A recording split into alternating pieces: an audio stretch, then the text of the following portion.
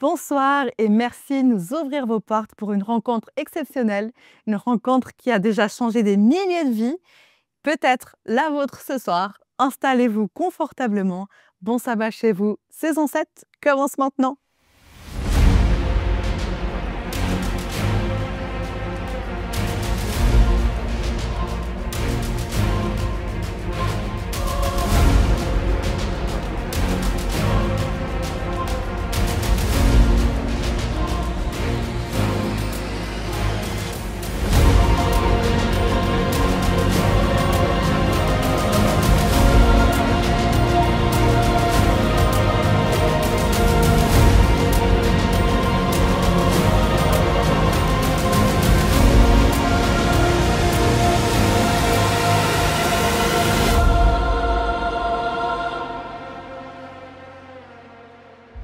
Bienvenue à tous pour ce nouveau numéro de Bon Sabbat chez vous.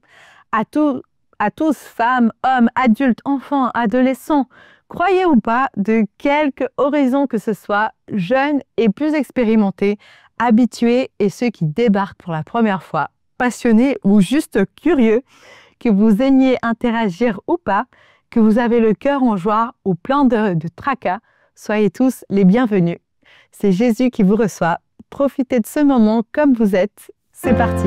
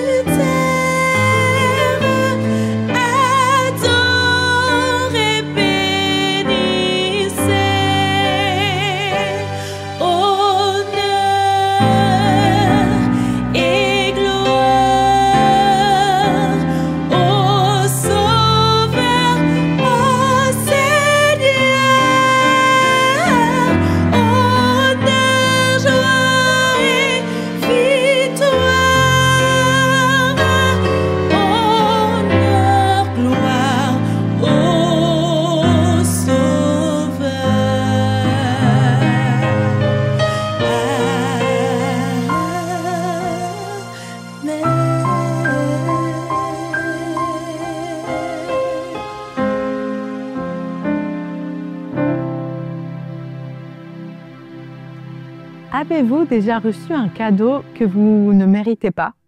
Comme cette petite fille qui, un jour, très énervée, très contrariée, n'a pas réussi à contenir ses émotions autrement qu'en tapant le bras de sa maman. Ce qui aurait dû soulager sa frustration est devenu un poids pour elle, en voyant sa maman très attristée et fâchée. Après quelques minutes, dans une autre pièce, dans le silence, pour se calmer, La maman revient et voyant sa fille désolée, la prend dans ses bras pour la consoler. C'est alors que la petite fille explose en pleurs, si touchée par le comportement de sa maman. Elle lui avoue « Je pensais que tu allais me punir car je me suis mal comportée, mais tu m'as serrée dans tes bras. De toute ma vie, je n'oublierai pas que tu m'as aimée à l'infini. » Obtenir ce qu'on ne mérite pas et tout ce qui découle de cette grâce, c'est le thème que nous allons étudier tout de suite. Recevez et savourez.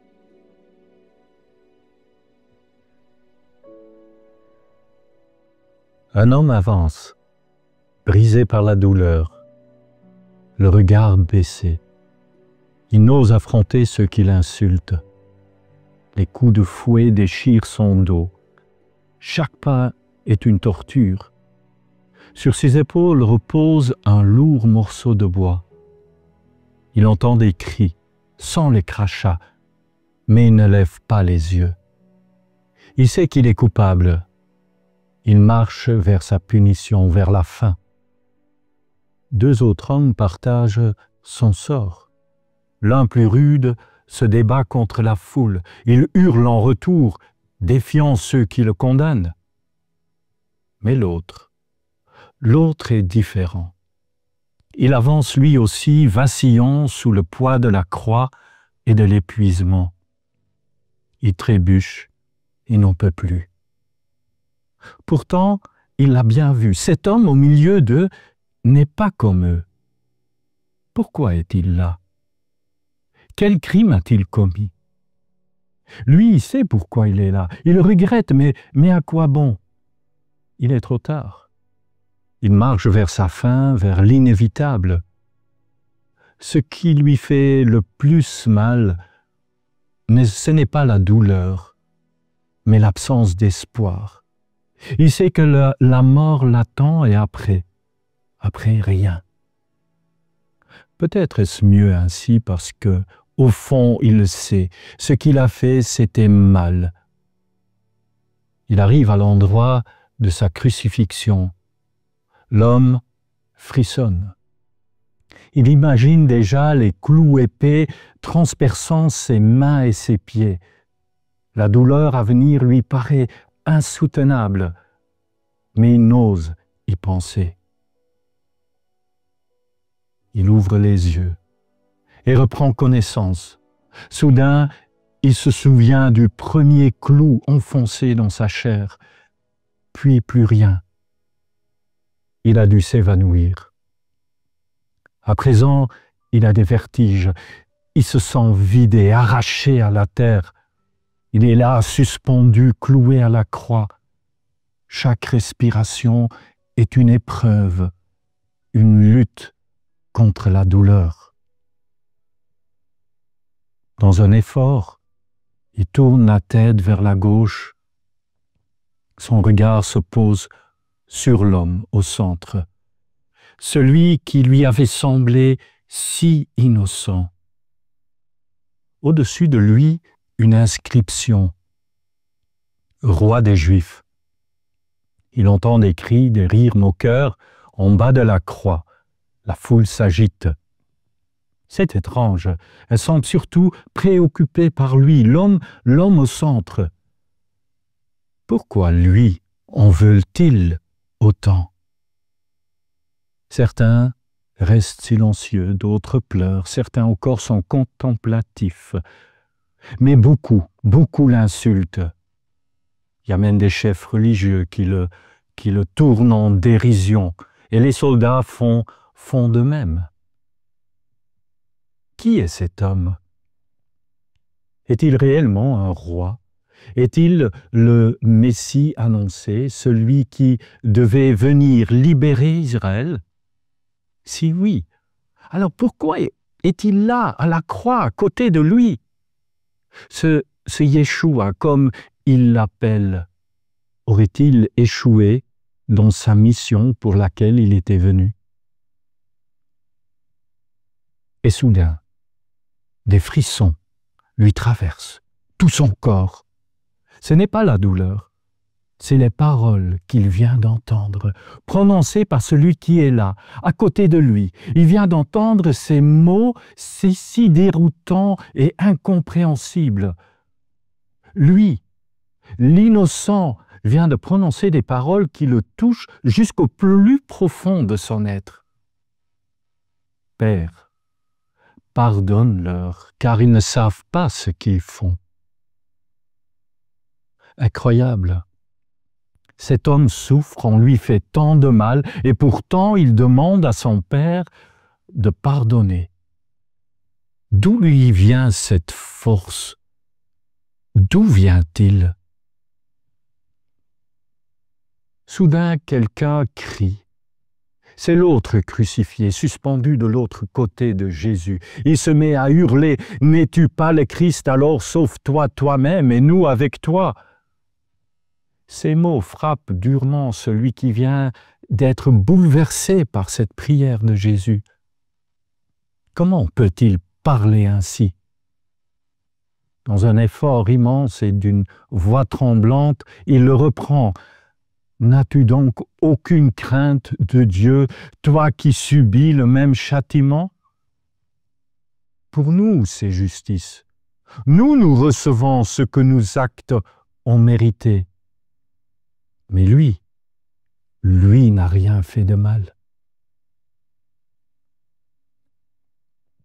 Un silence s'installe un instant, puis, dans un dernier élan, il tourne les yeux vers Jésus, son cœur rempli de questions, peut-être de doutes, mais en même temps rempli d'une étrange certitude.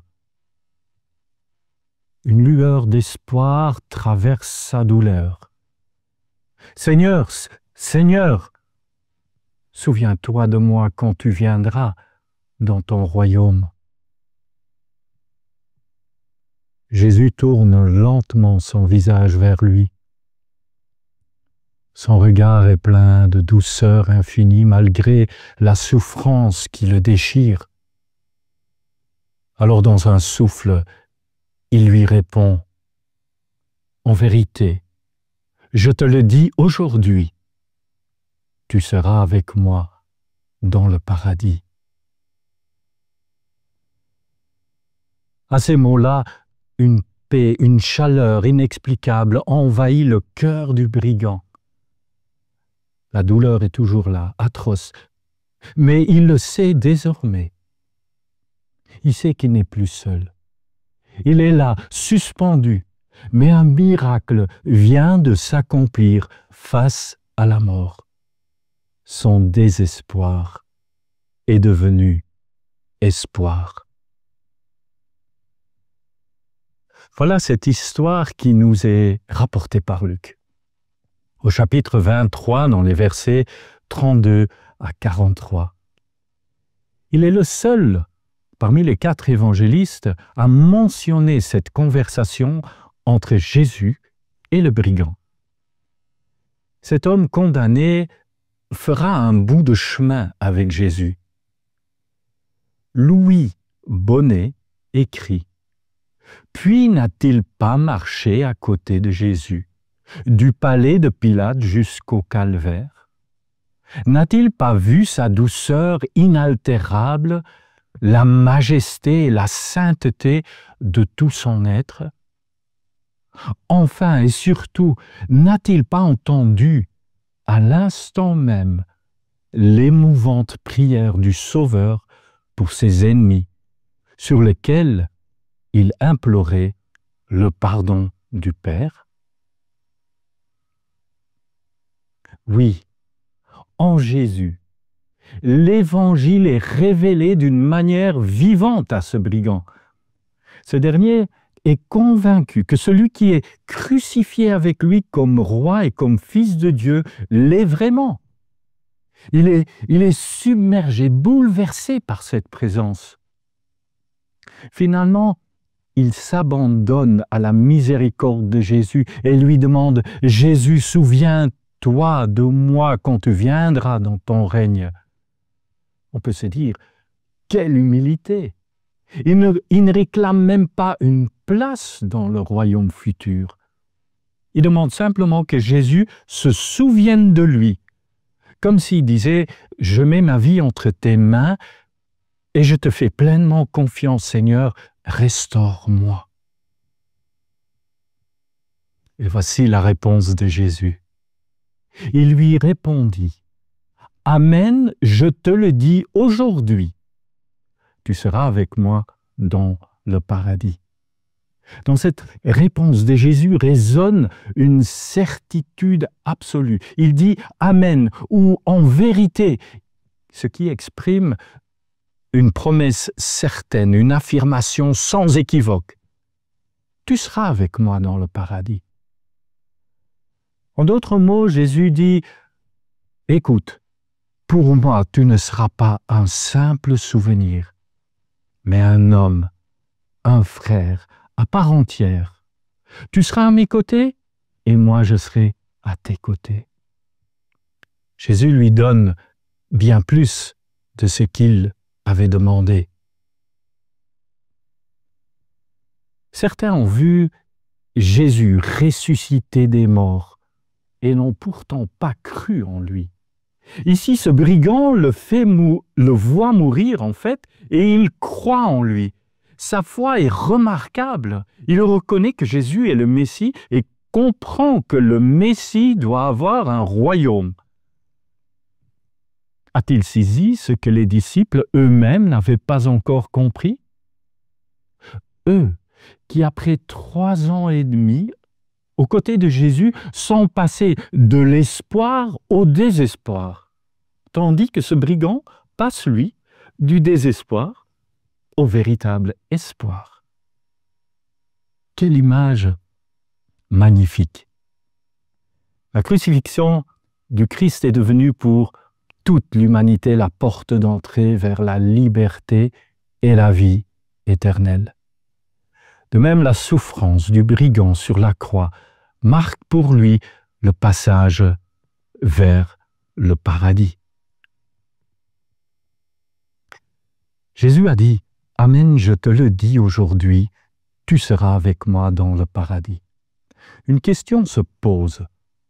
Que veut dire Jésus par « aujourd'hui » ? Affirme-t-il simplement cette promesse « aujourd'hui » ou veut-il dire que dès sa mort, le brigand sera immédiatement au paradis avec lui? Il faut savoir que la ponctuation du verset en grec a été ajoutée par les traducteurs. Influencés par l'idée que les morts reçoivent immédiatement leur récompense, ils ont placé une virgule avant le mot « aujourd'hui », donnant ainsi l'impression que le brigand allait aussitôt aller au paradis. Pourtant, c'est une doctrine non enseignée par Jésus ni par les auteurs du Nouveau Testament. Une lecture plus juste place la virgule après aujourd'hui, indiquant que Jésus affirme en ce jour même la certitude du salut du brigand, et non qu'il l'emmène immédiatement au paradis. Le brigand sera avec Jésus au paradis après la résurrection des justes, lors de la seconde venue de Jésus. De toute façon, ce qui importait au brigand, ce n'était pas le moment exact, mais c'était la certitude d'y parvenir. Et toi, comment te sens-tu sur ton chemin? As-tu parfois l'impression d'être comme cet homme brisé?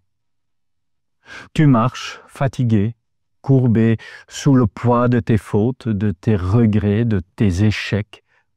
Tu as peut-être fait des choix que tu ne peux plus effacer. Tu as peut-être blessé, trahi, menti. Oui, tu as peut-être péché. Et dans ton cœur, tu te sens coupable, sale. Comme ce brigand, tu te sens condamné. Peut-être pas par une croix visible, mais rongé par cette culpabilité qui t'accable, par les conséquences de tes actes. Et peut-être te dis-tu, voilà, je le mérite, ce que j'ai fait. Comme le brigand, tu te sens peut-être suspendu entre l'espoir et le désespoir. Tu te poses des questions. Est-ce que Dieu m'aime toujours? Suis-je allé trop loin? Suis-je déjà condamné? N'oublie jamais. Il y a Jésus. Il est là, à côté de toi. Écoute ce qu'il dit. Père, pardonne-leur. Cette phrase est pour toi. Elle est pour moi. Elle est pour chaque être humain sur cette terre. C'est une voix qui ne condamne pas.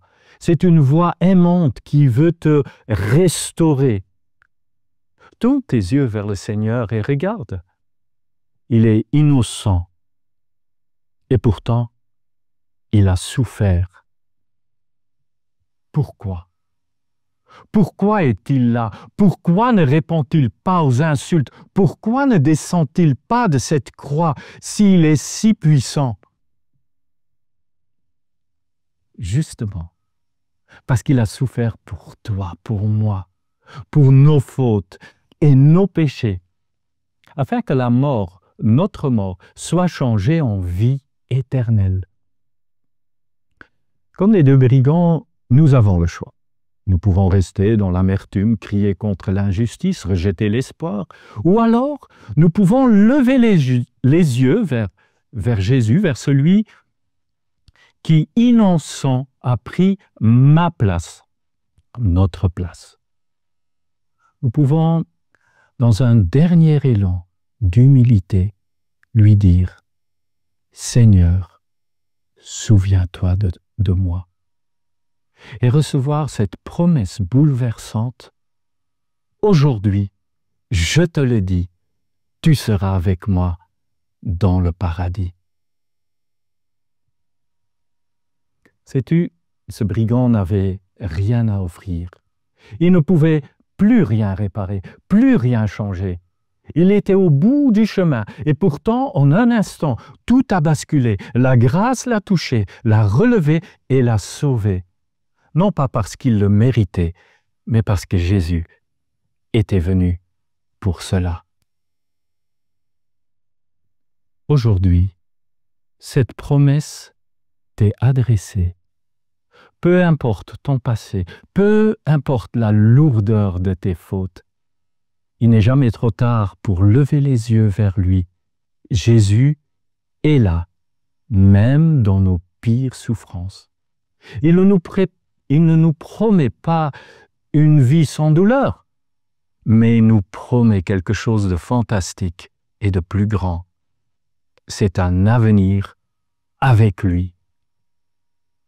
Es-tu suspendu entre l'espoir et le désespoir? Tends ta main vers Jésus. Il est prêt à t'accueillir et à t'offrir le paradis. Quel bonheur, quel espoir. Amen. Et bon sabbat chez vous.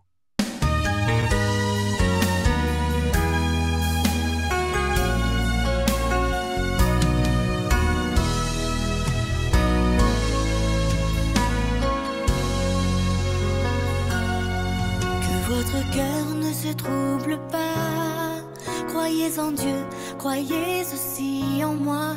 Dans la maison de mon Père, il y a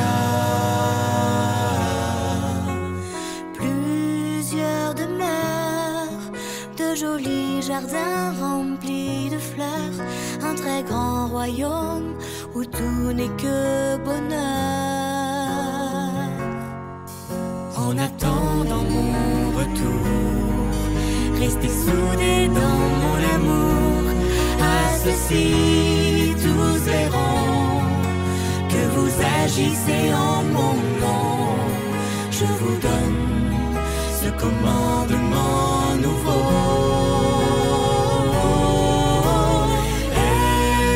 Aimez-vous, aimez-vous les uns les autres. Aimez-vous comme je vous ai aimé. Aimez-vous, aimez-vous les uns les autres.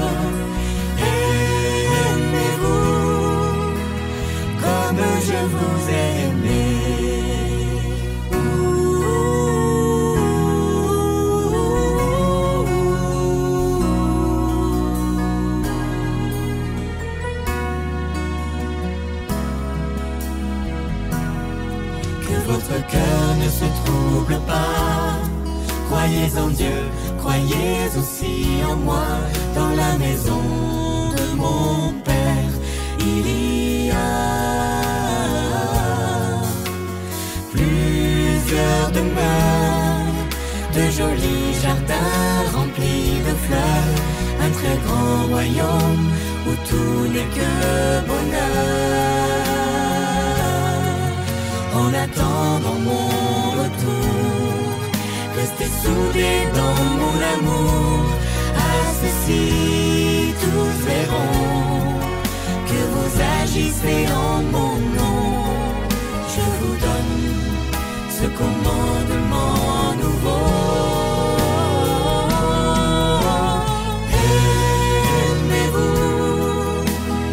Aimez-vous les uns les autres. Aimez-vous comme je vous aimais. Aimez-vous les uns les autres. Aimez-vous comme je vous aimais.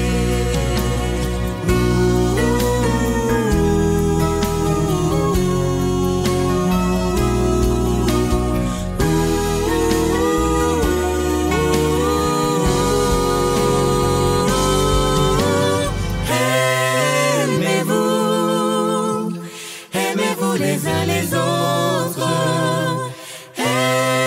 aimez-vous comme je vous aimais.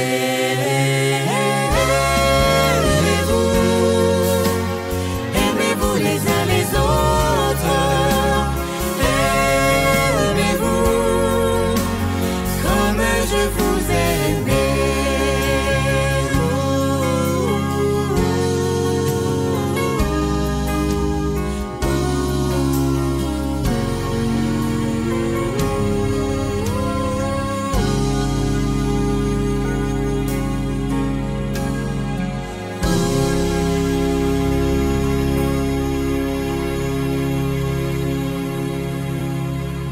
Prions ensemble. Seigneur Jésus, toi qui as tendu la main aux brigands repentants, toi qui as souffert l'injustice pour nous donner la vie, dans ma faiblesse, je me tourne vers toi. Regarde mon cœur brisé, mes fautes que je ne peux effacer, mon fardeau trop lourd à porter. Seigneur, souviens-toi de moi. Dans mon doute, donne-moi la foi. Dans ma douleur, donne-moi la paix. Dans mon péché, donne-moi ton pardon. Je m'abandonne à ta grâce.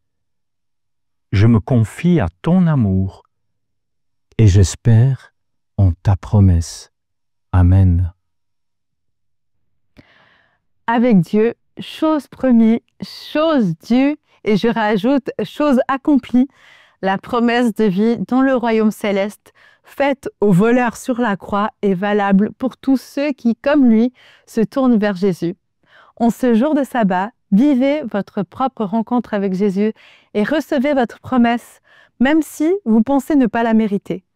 C'est une vérité importante que le monde entier a besoin de connaître. Alors partagez cette vidéo avec le plus grand nombre.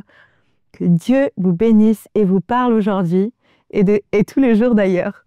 Et ma promesse à moi, c'est de vous retrouver vendredi prochain. Je serai accompagnée du pasteur Nicolas Walter qui nous présentera Pierre, qui a priori ne méritait pas non plus la grâce de Jésus. Et pourtant. Alors à vendredi et d'ici là, bon sabbat chez vous.